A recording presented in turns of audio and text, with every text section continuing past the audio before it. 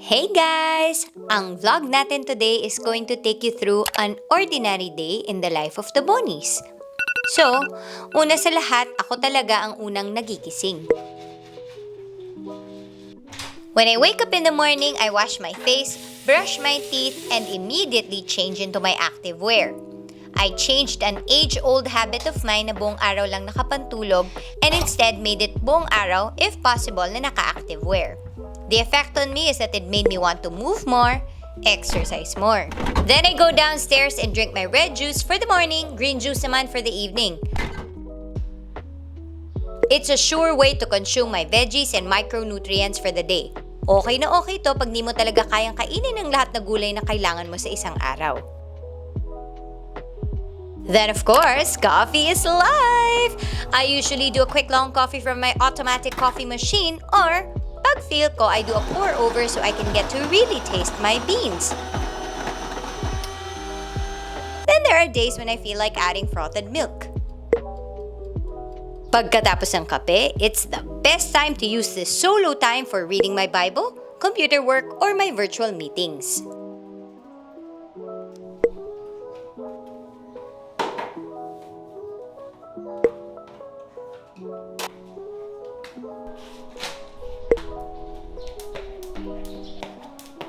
Before the kids wake up, I try to finish my workout for the day.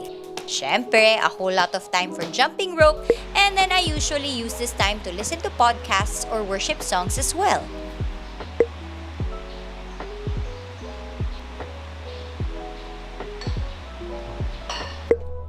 Pag nagising na ang mga bata, bumabagal na ang oras. Which means, for us, we never hurry our mornings. Minsan lang sila magiging bata at walang kailangang habulin.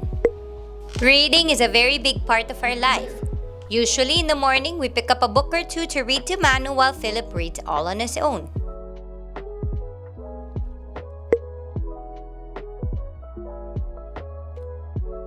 Ang almusal namin ay depende sa kung gaano kami kagutom sa umaga. Sometimes we skip it all together and instead go for brunch na lang. I not want to eat you. Hummus, want to not eat you. Want to not eat you? No, that's French monster. So hey guys, welcome to our breakfast, and it's very important for us during breakfast not only to take in the food that we need for the day but also our supplements. So vitamin C, what are you doing? He's using tongs to get water. So vitamin C is a given. A lot of people know na okay para sa katawan natin na magkaroon ng vitamin C. But something that I discovered just recently, well actually when Philip was a baby, I discovered that probiotics is actually very important to take in daily. That happened because nagkaroon ng skin allergies si Philip. So he had eczema. And when I went to the pedia, ang sinabi niya sa akin ay, we have to strengthen his gut. And I was so puzzled. Sabi ko, allergy sa skin, pero gut yung gusto niyang palakasin, and apparently it's all connected. When you actually have what they call the leaky gut, or your gut is not that healthy, and it's supposed to sift in the good and the bad stuff from like everything that you eat, syempre nagli-leak siya into your system, and whatever bad stuff na nag-leak sa system mo is going to cause the inflammation, thus having the allergy. So, well, hindi ko yun alam before. I also got to know it firsthand for myself when I got pregnant with Manu, and my OB naman was telling me that I need to take in probiotics as well kasi yun nga daw yung makakapag-ensure na he will have a safe time in the womb kasi hindi na rin ako magkakaroon ng inflammation, or at least it reduces the chances of me getting a reaction from like all the bad stuff that goes inside of my system. Yeah. The bitter one? No. It's a bit sour. It's a sour one.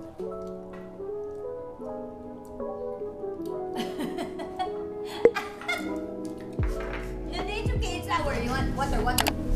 And so our choice for probiotics, which is something that I discovered also, is Flora. And I used to give this to Manu and Philip before, every time they would have a tummy ache.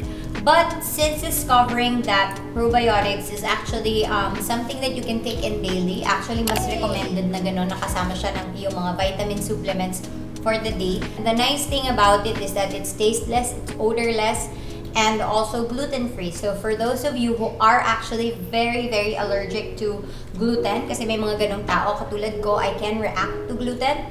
Plus the fact na my kids never have a hard time taking it because wala siyang lasa. Yan. Later, Philip is gonna show you, but this is kind of how you can take it also. So any drink, it could be water or it could be like your shake, and you can just put in the probiotic inside.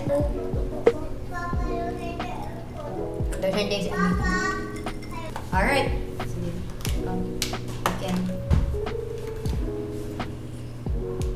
So how do you take this every day? You don't take it derecho? Yeah, I just put it in my water. Mm-hmm. And then I add another layer of water.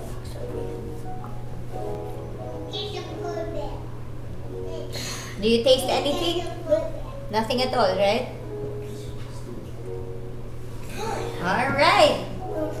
No preservatives, no sugar added. That's another thing that I like about Flora, because usually a whole lot of these like supplements for kids are mixed with a lot of sugar as well. So ito sobrang safe, sobrang healthy.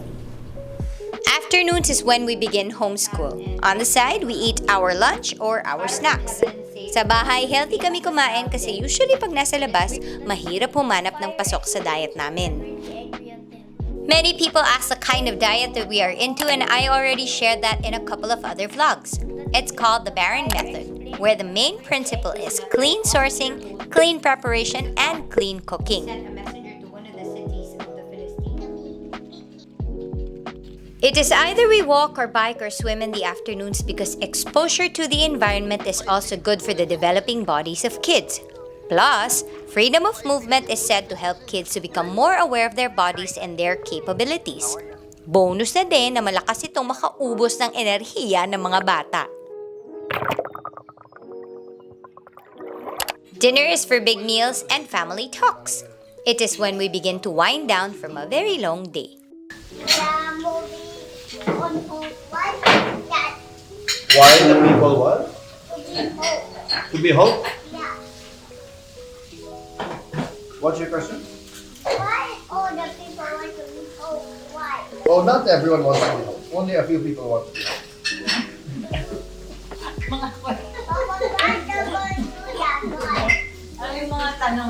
His favorite is healthcare. Bath time is a must. No one sleeps without having taken a bath. Rule ko yan. It is also important for us because it shows our personalities. Like, Philip likes taking cold baths. Manu, on the other hand, likes warm and bubble baths. I like to take a bath in peace and do a little bit of skincare, while Joseph likes to listen to his chosen podcast for the day or some music. And finally, bedtime. Pero bago yan, meron munang konting wrestling, reading, or watching something together. Sometimes my bunso asks for a massage. This is also a time when we cuddle a lot.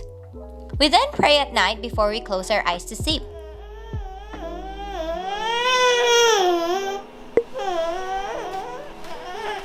Okay, let's go. Ayan, minsan, ayaw niya talaga mag-cooperate. Okay. Jesus, thank you for the candy apples. Manu, did you like the candy apples? I like those.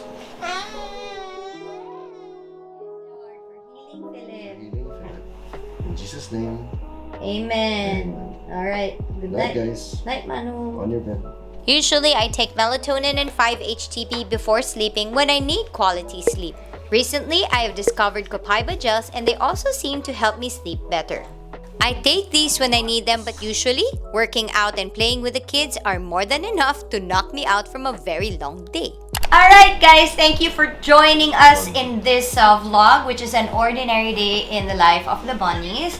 And before we completely go to bed, I just share ko lang yung a couple of values that we really uphold or harbor in this home na sana makatulong din sa inyo.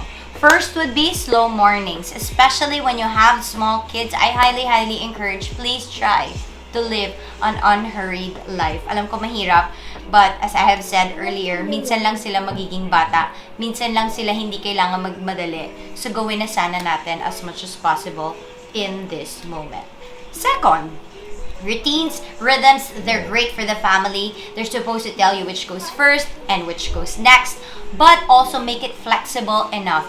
They should be an anchor for your day and not a taskmaster to please. Third, minimal rules and more personal discoveries. I find that a few good rules that you can be consistent with and not too much naman that you cannot uphold, that's always much better. Also, I find that with my kids na pag konti lang yung rules, mas na-encourage silang malaman for themselves what is right and what is wrong. And what's important is, yung mga parents ay lagi namang nandyan to guide them. Live as healthy as much as possible. Practice control in the home so that when you go outside, everything na masamang food, whatever, diba, will be treated as treats and not really your norm. I always say this, get strong at home so you can fight well outside. All to say that the daily is super important. It is so foundational in a way that no big event in your life can ever do. It creates habits, values, and a whole lot of health. And yes, that is it. I'm now going to join them and I'm going to sleep. Thank you for joining us on this vlog and I will see you again next week. Bye guys! What are you watching? Good herpet. Dude, Herpet? I want to watch Rica. Yes, I want to watch with you. What are you watching? What is that? Plunger trick shots. As in plunger yung sa toilet? Yeah. What? Yeah, watch. They used to clean plungers. You throw it to the toilet. Huh? You throw it to the toilet. Oh, really? Wow, this is really far. He will throw it to the toilet? Is that the toilet? No, that's a